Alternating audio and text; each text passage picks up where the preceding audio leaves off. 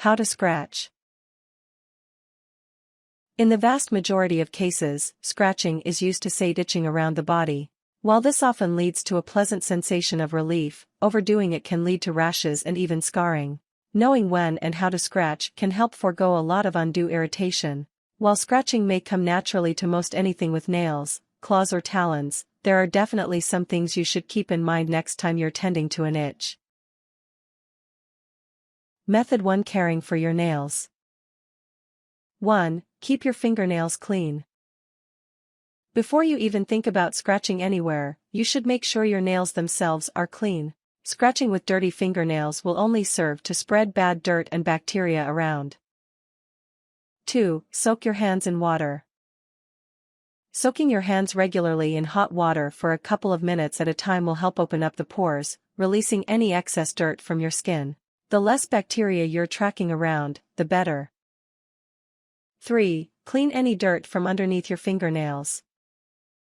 Particularly when you're scratching, it's very important to take a close lens to the dirt trapped underneath your fingernails.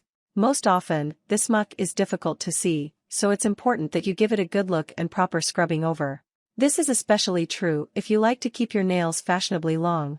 Make a point every day of cleaning the build-up muck from underneath your fingernails. It will alleviate a lot of future hassle. 4. File your nails. Even if you like to keep your nails long, it is best to keep them filed. Uneven nails can feel rough against your skin, and might even risk snapping, given pressure.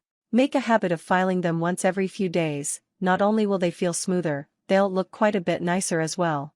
Trimming your nails is also recommended. While some people prefer longer nails as part of their style, it can add undue complications when it comes to scratching. Longer nails carry more bacteria, and may even run the risk of breaking apart if too much pressure is applied. Don't bit your nails. While it may seem like a nice alternative compared to trimming them with clippers, your nails will look nicer if you go the extra mile. Method 2. Scratching yourself. 1. Identify the itching spot. In the broad majority of cases, it will be very easy to figure out where you need to scratch. Other times, it may actually take some time before you're able to pinpoint. If you're having trouble figuring out where the itch is on your body, take a few seconds to relax and get in touch with your body. Scratching lightly in big circles should help you find the spot quickly enough. 2. Try a moisturizer or an alternative to scratching. While some occasional light scratching isn't usually a problem, it's still preferable to try other things first. An itch is most often the symptom of an underlying problem, most often dry skin. Moisturizing your skin with an emollient may remove the need for scratching to begin with. Give the itchy area some moisture, and see if the itching stops. It may well be that your skin was simply trying to tell you something all along. Use a wet compress if you have an irritated area. Put a clean hand towel in a bowl of warm water and several drops of essential oils. Wring it out and apply to the afflicted area. You should feel a sensation of pleasant relief within several seconds. Other mild itching may go away within seconds if left unattended. As a general rule, drinking a lot of water throughout the day will help to keep the rest of your body hydrated. 3. Scratch in slow, circular motions. When it comes time to actually scratch, it's important to keep your scratching limited to small, slow, and steady circular movements. Keep your touch light and gentle. Scratch on and around the itchy area. Within a few seconds, the itch should go away. As with most things, it's best to keep your scratching within moderation. Anything more than a light scratch could actually exacerbate the scratch you're trying to solve. Limit yourself to scratching sessions of 30 seconds maximum. Method 3. Scratching someone else. 1. Maintain open communication. If you're going to try to scratch someone else's itch for them, the most important way to ensure success is to keep talking to them. Understand exactly where they want to be scratched, and how. Everyone's skin tolerance is a bit different, so it's best to start gentle and adjust depending on the way they respond.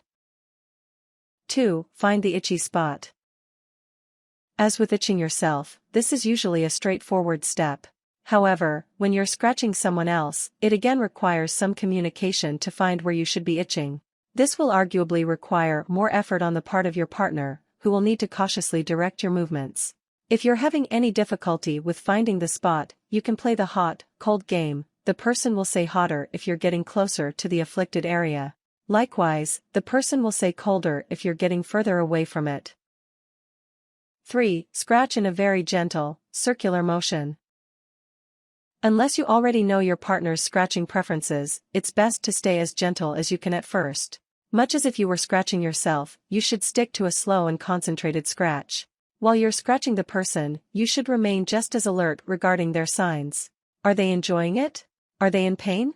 It is always better to be too gentle than too rough, so be safe at first and increase the intensity at the partner's discretion. At the same time, don't be afraid to get more intense. Your partner's skin could very well be tougher than yours, so you shouldn't be shy about digging in slightly more than you normally would. Tips. If you're looking for something handy that carries less risk of bacteria, you can buy back scratchers relatively cheaply. They usually come in the form of a stick with prongs at the end, allowing you to reach hard to get areas, like your mid, back, without needing to strain yourself. Above all, be gentle with your scratching, no matter where or whom you're scratching. The slightest bit of excess force can irritate or even break your skin, and most itches don't require more than a light scratch to be quenched. Itching can be avoided in the future by taking note of the possible causes. Above all, rough fabrics may instigate itching, so if you have sensitive skin, it may be most effective to choose clothes that best suit your skin.